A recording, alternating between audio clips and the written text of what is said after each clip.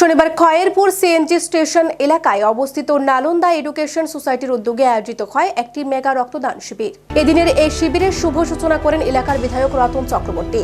তিনি জানান, রক্তের কোনো ধর্ম হয় না, রক্তদান মহৎ দান। রক্তদানের মাধ্যমে একটি মুমূর্ষু রোগীকে বাঁচানো যায়। নালন্দা এডুকেশনাল সোসাইটির এই ধরনের মহতি উদ্যোগকে তিনি ধন্যবাদ জানান।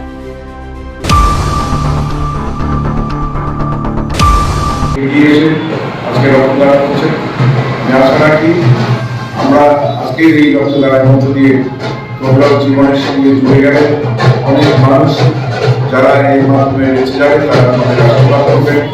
আর এছাড়াও এই এডুকেশনাল সোসাইটি যেভাবে তোমাদের কাছে তৈরি করছে তোমরা সেটা অন্যকে গ্রহণ করবে এবং নিজেদের আগামী জীবন যুদ্ধে একা তৈরি করে সুন্দরভাবে জীবন কাটাবে। ঈশ্বরের কাছে প্রার্থনা করি আমরা সবাই সুস্বাস্থ্যের অধিকারী হোক এবং দেশের সুসন্তান তোমরা হোক। তোমরা এই দেশকে শ্রেষ্ঠ দেশ হিসেবে আজকে 2047 টার্গেট মোদী দিয়েছেন। আমার মনে হয় তার আগেই আমরা পৌঁছে যাবো আমাদের লক্ষ্যে।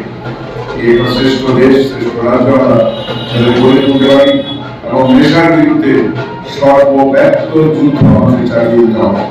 বিশেষ করে যুব সমাজ এবং ছাত্র সমাজের ভিতরে প্রভাব সাংঘাতিকভাবে বেড়েছে।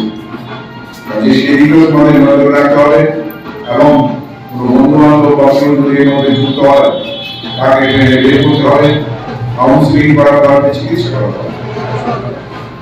আমি আশা রাখবো আজকের এই শিবির সুন্দরভাবে শেষ হবে, সফল হবে এবং তোমরা জীবনের সবাই প্রতিষ্ঠিত হও।